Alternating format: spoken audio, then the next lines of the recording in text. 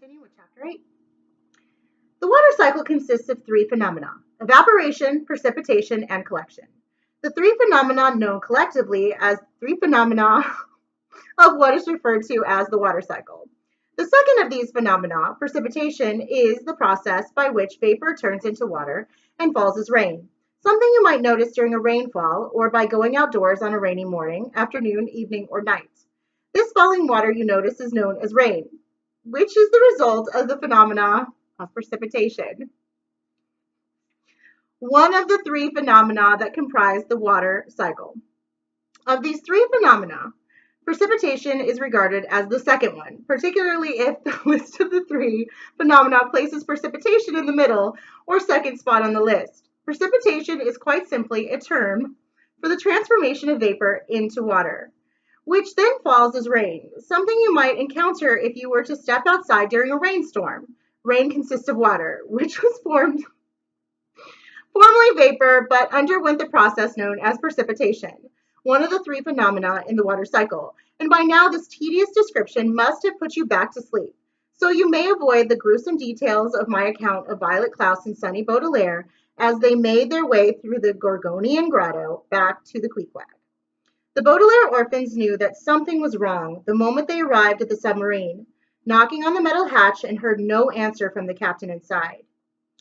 It had been a dark and cold journey back through the cave, made all the more difficult by the fact that they were swimming against the tide rather than letting the current carry them along.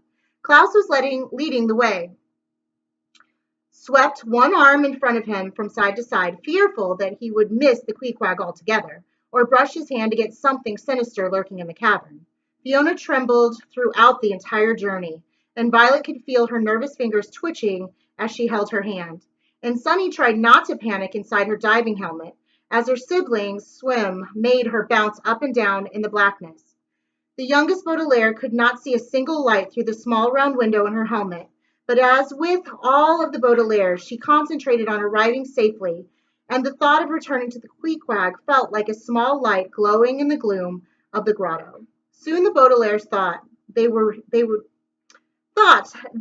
hear the booming "aye" of Captain Wintershins as he welcomed them back from their mission.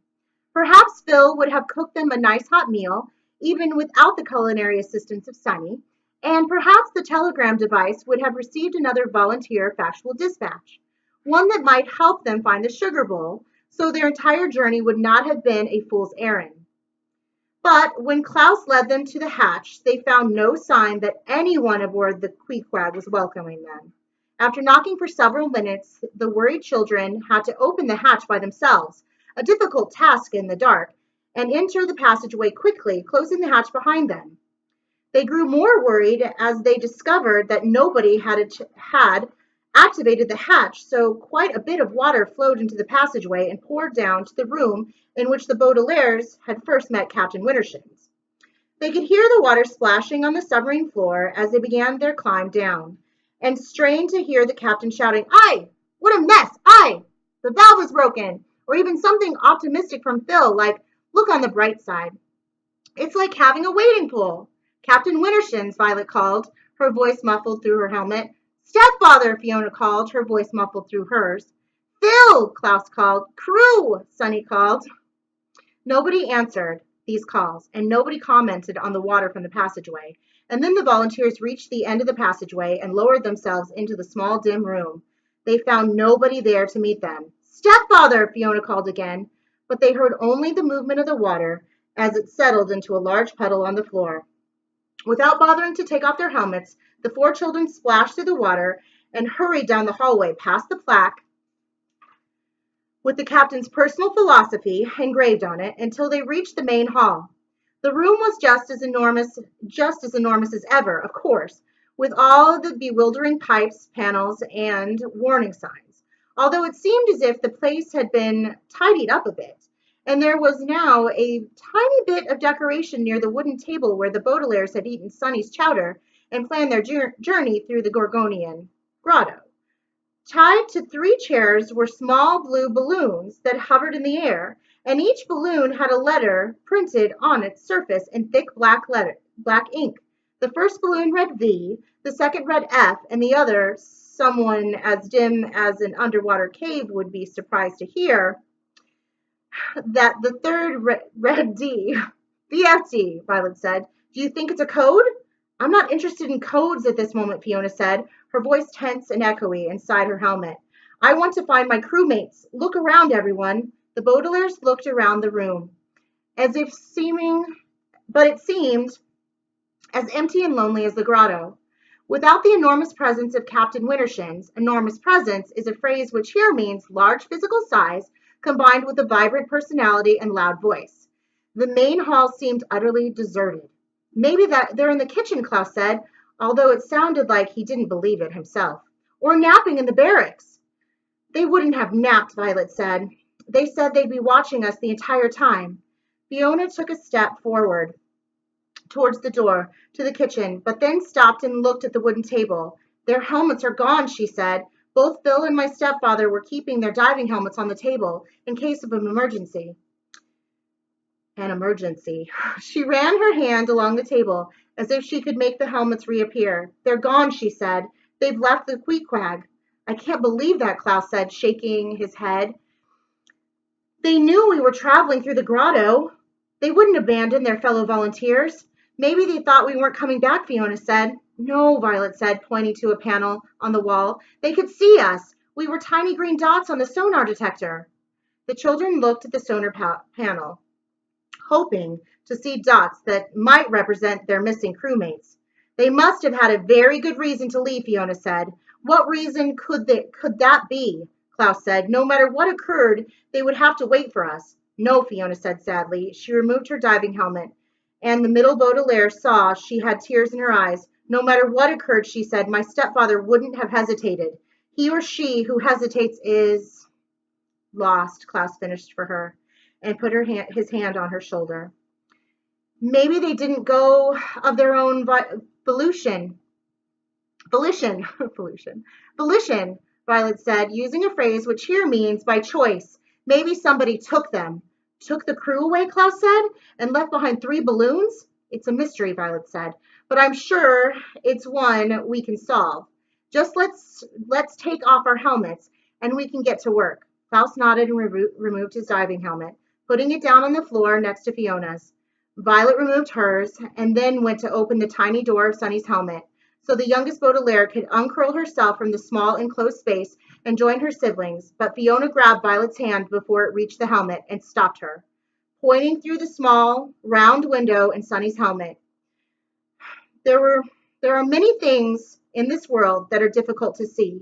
An ice cube in a glass of water, for instance, might pass unnoticed, particularly if the ice cube is small and the glass of water 10 miles in diameter. A short woman might be difficult to see on a crowded city street, particularly if she has disguised herself as a mailbox and people keep putting letters in her mouth. And a small ceramic bowl with a tight-fitting lid to keep something important inside might be difficult to find in a laundry room of an enormous hotel, particularly if there were a terrible villain nearby, making you feel nervous and distracted. But there are also things that are difficult to see not because of the size of their surroundings, or a clever disguise, or a treacherous person with a book of matches in his pocket and a fiendish plot in his brain, but because the things are so upsetting to look at, so distressing to believe, that it is as if your eyes refuse to see what is right in front of them. You can glance into a mirror and not see how old you are growing, or how unattractive your hairstyle has become, until someone kindly points those things out to you. You can gaze upon a place you once lived and not see how terribly the building has changed, or how sinister the neighborhood has become, until you walk a few paces to an ice cream store and notice that your favorite flavor has been discontinued.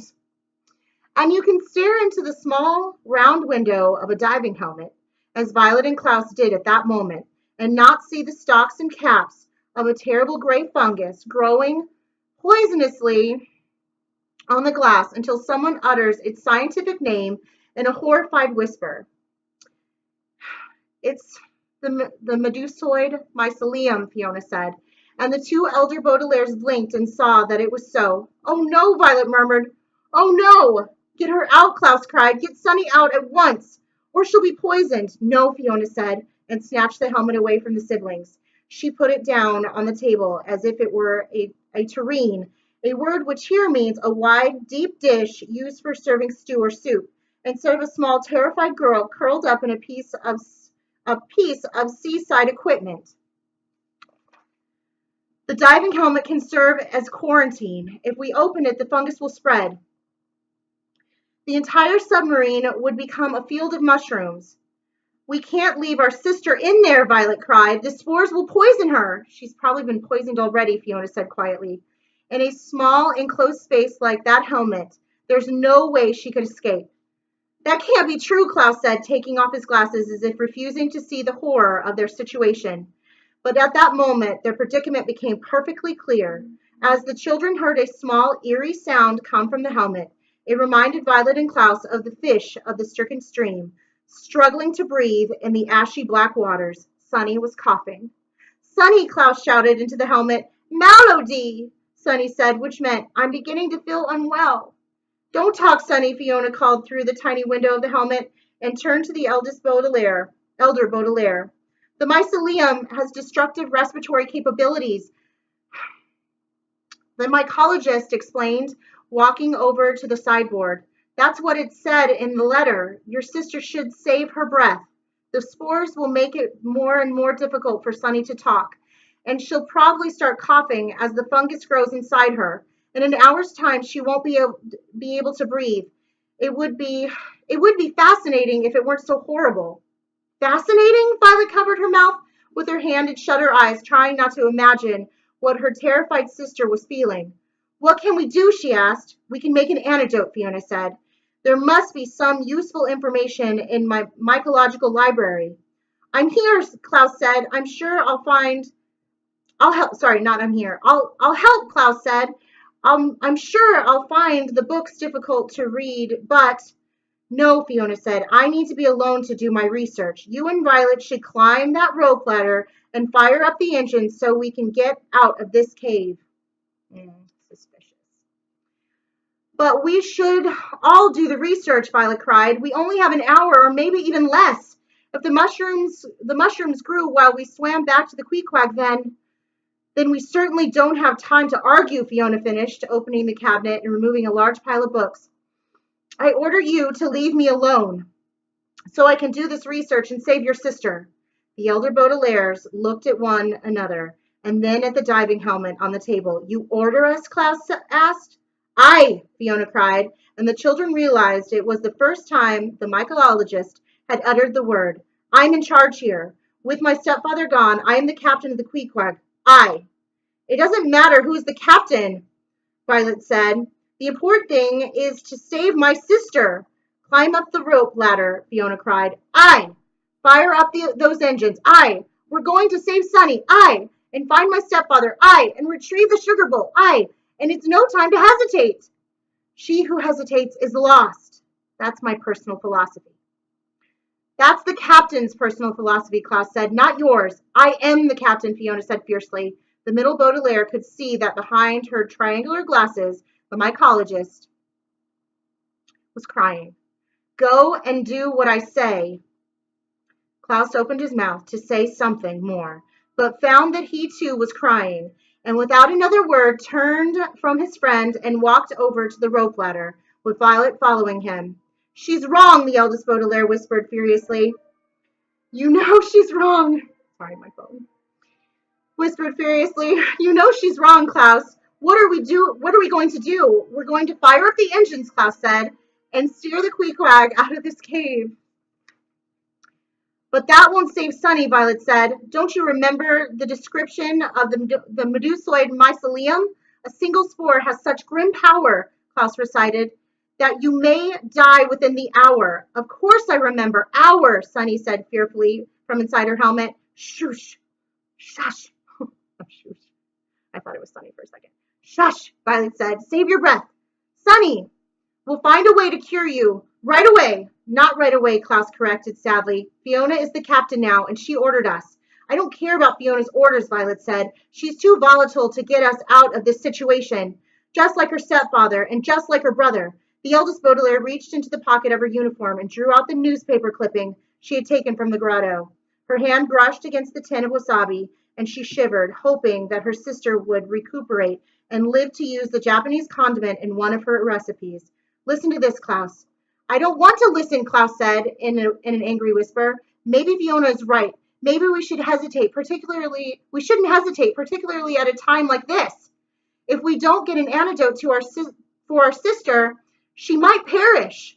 Hesitating will only make things worse. Firing up the engines instead of helping Fiona with her research will only make things worse, Violet said. At that moment, however, both Violet and Klaus saw something that made things worse.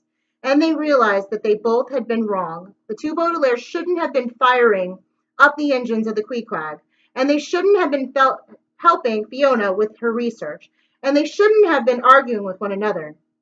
The Baudelaires, and Fiona too, should have been standing very still, trying not to make even the smallest noise, and instead of looking at the diving helmet where their sister was suffering under the poison of the medusoid mycelium, they should have been looking at the submarine sonar detector or out of the porthole over the table, which looked out into the dark depths of the cave. On the green panel was the glowing Q, representing the Queequeg.